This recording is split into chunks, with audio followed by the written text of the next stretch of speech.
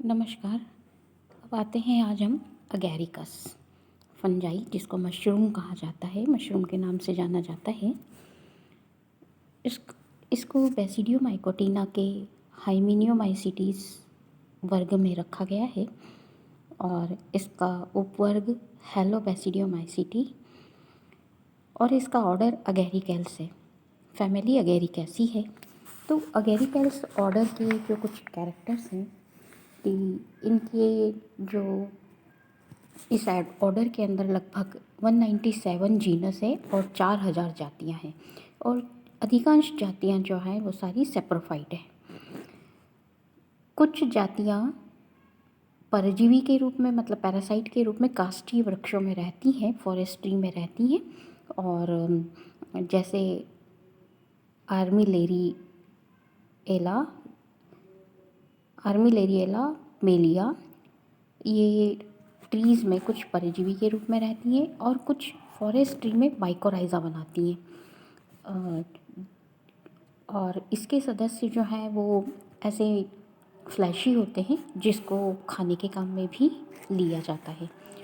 तो इस ऑर्डर के अंतर्गत जो अगैरिकल्स ऑर्डर है, इसके अंतर्गत जो फंजाई रखी गई हैं उनके अंदर ज़्यादातर जो प्राइमरी माइसीलियम होता है वो अल्पकालिक होता है और इनके जीवन की अधिकांश अवस्था डाइकैरियोटिक सेकेंडरी माइसीलियम पाया जाता है अधिकांश अवस्था में।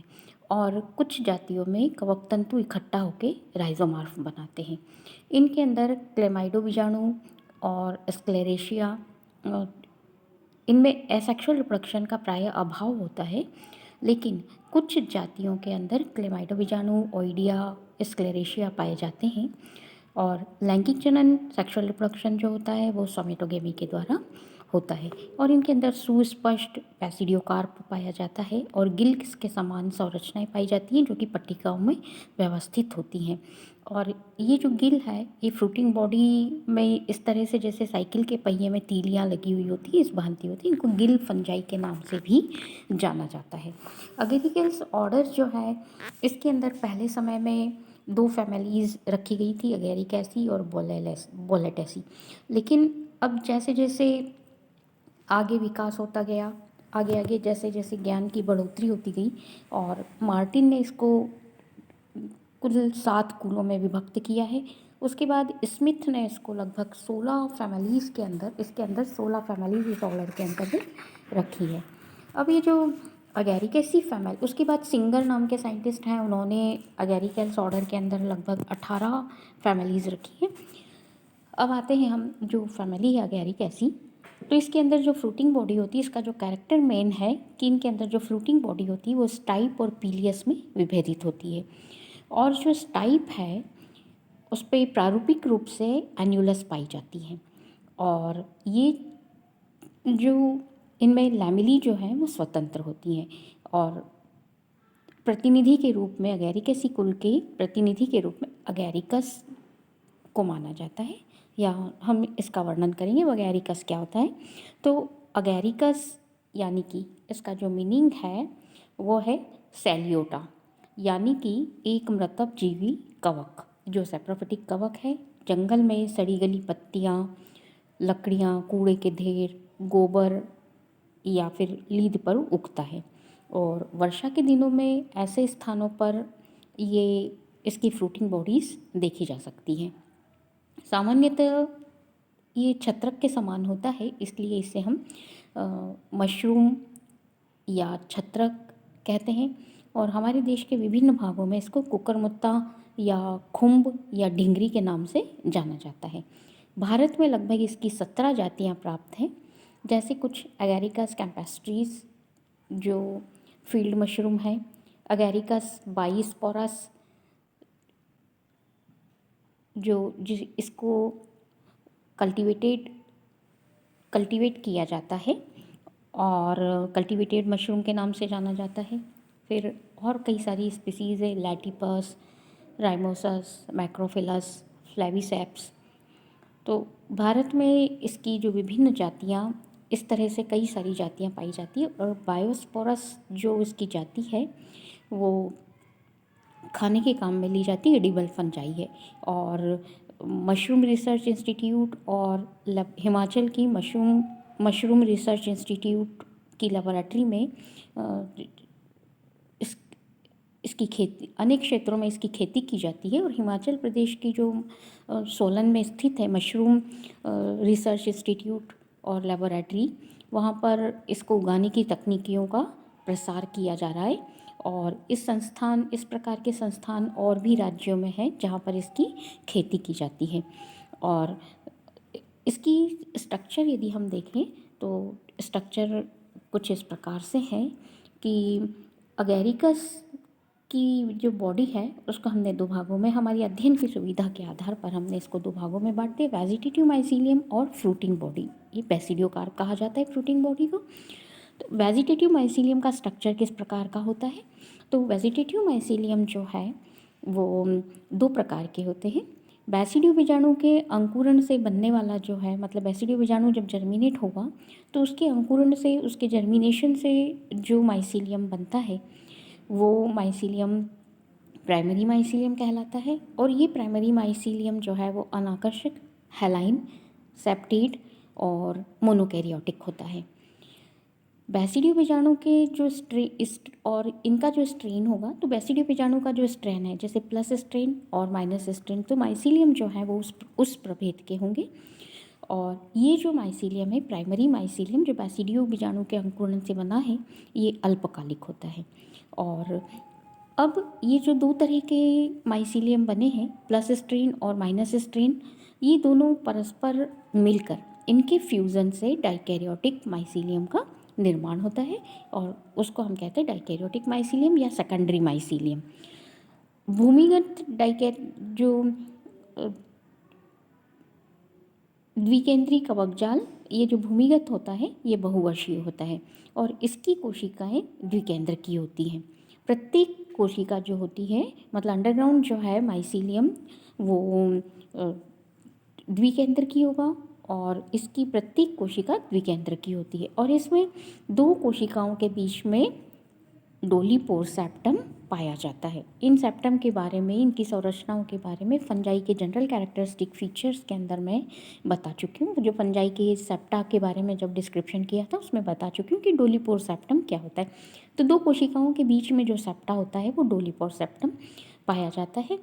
और अगेरिकस कैम्पेस्ट्रीज के जो द्विकेंद्र की जाल में क्लैम्प कनेक्शन भी पाए जाते हैं।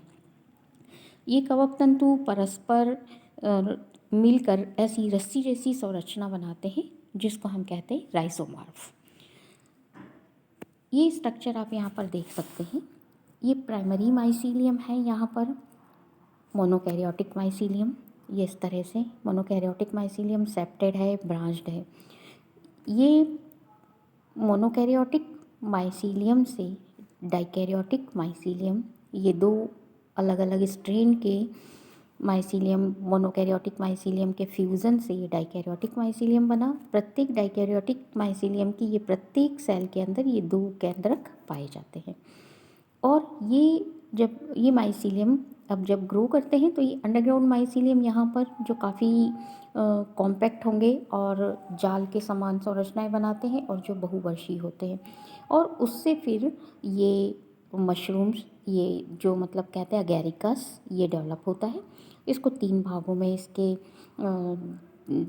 इसको हमने तीन भागों में बांट दिया है। तो ये फ्रूटिंग बॉडी बेसिडियोकार्प का स्ट्रक्चर जब आगे देखेंगे तो स्टाइप, विलियम और पीलस, ये तीन भागों में इसके बेसिडियोकार्प को बांटा जाता है।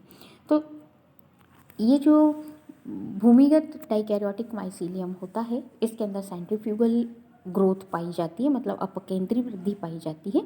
मतलब कवक तंतु की जो वृद्धि है वो एक बिंदु से बाहर की ओर गोलाई में वृद्धि करती है और जिसके फलस्वरूप मिट्टी में कवक तंतु एक वृत्ताकार कॉलोनी बना लेते हैं।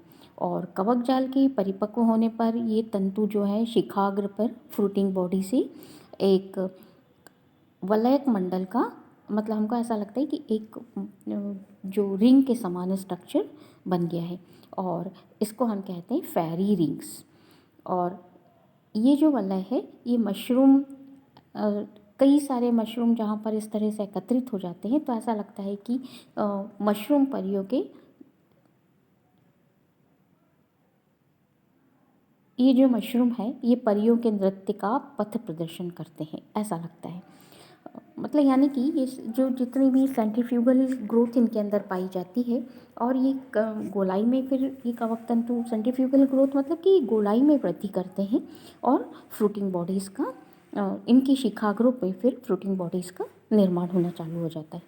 अब ये फ्रूटिंग बॉडीज़ जो है ये क्या है और इसका स्ट्रक्चर क्या है, तो बेसिडियोकार्प अगैरिकस का जो ये बेसिडियोकार्प है अगैरिकस का एरियल पार्ट है और ये जो है ये जो अंडरग्राउंड डाइकैरियोटिक माइसीलियम है उससे निर्मित राइजोमार्फ से उससे जो राइजोमार्फ विकसित हुआ है उस राइजोमार्फ की सेंट्रीफ्यूगल ग्रोथ के द्वारा ये विकसित होते हैं और सामान्य भाषा में हम इसको मशरूम कहते हैं या कुकुरमुत्ता कहते हैं। और ये जो है स्टाइप पीलियस इनमें विभाजित होता है, स्टाइप विलियम और पीलियस में विभाजित होता है। जो स्टाइप है इसकी ऊंचाई लगभग 6 से 9 सेंटीमीटर और इसका व्यास जो है मतलब सामान्यतः इससे काफ़ी बड़े बड़े भी मिल सकते हैं मशरूम हमको, तो सामान्यतः हमको ये 6 से 9 सेंटीमीटर की ऊंचाई होती है इनकी और इसका व्यास जो है 5 से 10 सेंटीमीटर तक होता है। ये जो है अगैरिकस, ये जो हम जिसका डिस्क्रिप्शन कर रहे हैं ये अगैरिकस कैम्पेस्ट्रीज के अंदर इस तरह की मतलब जो हम बता रहे हैं कि ये जो इसकी सिमेट्री बता रहे हैं वो ज़्यादातर हमको अगैरिकस कैम्पेस्ट्रीज में मिलती है। तो ये जो है इसके ये जो छत्रक जो है इसका व्यास जो है लगभग 5 से 10 सेंटीमीटर तक होता है और इसकी निचली सतह पर 300 से लेकर 600 गील्स रेडियली अरेंज होते हैं। ये यहाँ पर आप देख सकते हैं ये जो छत्रक है ये इसके नीचे ये यहाँ पर ये इस तरह से रेडियली अरेंज होते हैं ये गिल्स सारे। और ये पीलियस ये जो स्टाइप है इसकी हाइट 6 से 9 सेंटीमीटर और डायमीटर ये जो डायमीटर है ये लगभग 5 से 10 सेंटीमीटर तक का होता है और ये यहाँ पर लगभग कम से कम 300 से 600 तक गील्स अरेंज होते हैं रेडियली। इसकी जो इंटरनल स्ट्रक्चर है वो हम सेक्सुअल रिप्रोडक्शन के अंतर्गत देखेंगे। तो अब आते हैं हम कि इनके अंदर जनन किस तरह से होता है। ये तो बेसिडियोकार्प का स्ट्रक्चर बता दिया आपको खाली कि बेसिडियोकार्प का स्ट्रक्चर किस तरह से होता है। अब उसका डेवलपमेंट और वो किस तरह से बनता है ये सारी प्रोसेस जनन सेक्सुअल रिप्रोडक्शन के अंतर्गत देखेंगे। अब वेजिटेटिव इनके अंदर रिप्रोडक्शन किस तरह से होता है, तो वेजिटेटिव एसेक्सुअल और सेक्सुअल तीनों विधि से इसके अंदर जनन होता है। वेजिटेटिव रिप्रोडक्शन जो खाद्य मशरूम है मतलब जो बाइस्पोरस इसकी जो वैरायटी है जो स्पीशीज़ है बाइस्पोरस वो उसके वेजिटेटिव प्रोपोगेशन विधि उसका जो है हम खाद्य के रूप में काम में आती है, तो इसका वेजिटेटिव प्रोपोगेशन के द्वारा संवर्धन किया जाता है और उगाई जाती है वेजिटेटिव प्रोपोगेशन के द्वारा। तो इसके लिए जो डाइकैरियोटिक माइसीलियम है उसके टुकड़े को जो कि बहुवर्षीय होते हैं इनोकुलम के रूप में हम प्रयोग करते हैं और इन्हें कार्बनिक खाद युक्त मिट्टी में बो दिया जाता है और मतलब खाद्य के रूप में जब इसकी खेती की जाती है तो वहाँ पर हम कार्बनिक खाद वाली जो मतलब अधिक कार्बनिक खाद वाली जो मिट्टी होती है उसमें इसको बो कर फलन पिंड इसके प्राप्त किए जा सकते हैं। एसेक्सुअल रिप्रोडक्शन जो है अगैरिकस में इनमें एसेक्सुअल रिप्रोडक्शन की जो सामान्य विधि कुछ नहीं होती है। इसके अंदर क्लेमाइडो बीजाणु के द्वारा सेक्सुअल रिप्रोडक्शन होता है और ये जो बीजाणु है वो सेकेंडरी माइसीलियम की अंतस्थ और अंतर्वेशी कोशिकाओं की इनकी अंतस्थ और अंतर्वेशी कोशिकाओं की स्थिति पर उत्पन्न होते हैं और इनके अंकुरण से सेकेंडरी माइसीलियम का निर्माण होता है। अगैरिकस की कुछ जातियों में ऑइडियाई निर्मित होते हैं और ये सीधे एक नया माइसीलियम बनाते हैं और जो कि मुख्यतः डाइकैरियोटाइजेशन में भाग लेते हैं अब ये जो डाइकैरियोटाइजेशन होता है, क्लैम्प कनेक्शन के द्वारा इसमें डाइकैरियोटाइजेशन होता है। जैसे कि मोनोकैरियोटिक माइसीलियम, ये दो मोनोकैरियोटिक माइसीलियम अलग अलग स्ट्रेन के, ये प्लस प्रभेद माइनस प्रभेद के आपस में मिलने से यहाँ पर इनके जो संयोजन के स्थान पर ये दो केंद्रक आ गए। अब यहाँ पर ये क्लैम्प कनेक्शन, आपको पूरी प्रोसेस क्लैम्प कनेक्शन की बता चुकी हूँ। यहाँ पर ये फ्यूज़न हुआ, दो केंद्रक, अब इसके अंदर एक केंद्रक जो है इस क्रोजियर में चला जाता है। अब इसके अंदर डिवाइडेशन होता है और इस तरह से ये जो है ये क्रोजियर नीचे जाकर इससे मिलेगा और इसका न्यूक्लियस यहाँ पर, यहाँ पर जो भित्तियों का संलयन होगा वहाँ पर ये न्यूक्लियस इधर ट्रांसफ़र हो जाएगा और यहाँ पर एक सेप्टा का निर्माण हो जाता है। इस तरह से क्लैम्प कनेक्शन के द्वारा डाइकैरियोटिक माइसीलियम का निर्माण होता चला जाता है। तो ये क्लैम्प कनेक्शन की पूरी विधि आपको जनरल कैरेक्टरिस्टिक्स ऑफ बेसिडियोमाइकोटिना के अंतर्गत बता चुकी हूँ। तो ये क्लैम्प कनेक्शन के द्वारा डाइकैरियोटाइजेशन होता है। डाइकैरियोटाइजेशन यहाँ पर क्या है, प्राइमरी माइसीलियम बहुत कम समय के लिए होता है, सेकेंडरी माइसीलियम ही ज़्यादा समय के लिए, मतलब सेकेंडरी माइसीलियम ही इसकी लाइफ में ज़्यादा समय पाया जाता है। तो ये जो डाइकैरियोटाइजेशन है इसमें क्लैम्प कनेक्शन के द्वारा होता है। तो इसके बाद आते हैं हम, इसके बाद जो है वो सेक्सुअल रिप्रोडक्शन है, वो नेक्स्ट उसमें देखेंगे। धन्यवाद।